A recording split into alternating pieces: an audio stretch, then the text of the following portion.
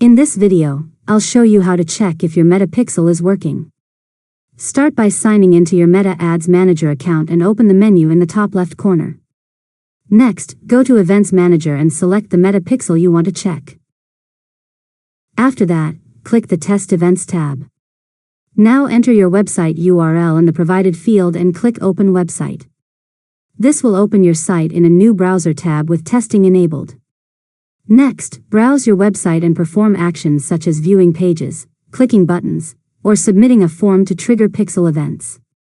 After that, return to the Test Events tab in Events Manager and verify that your events appear in real time. You should see events like page view, view content, add to cart, or purchase, depending on your website setup. Now click the Overview tab to review your pixel's activity and confirm that it has been receiving events recently. Next, if no events appear, verify that the pixel is installed correctly on your website and that your pixel ID matches the one in your Meta account. Finally, install the Meta Pixel Helper Chrome extension if you want an additional way to check whether your pixel is firing correctly while browsing your website. And that's it. You've successfully learned how to check if your Meta Pixel is working. If you found this tutorial helpful, make sure to subscribe to Learn Mode Lab for more tutorials.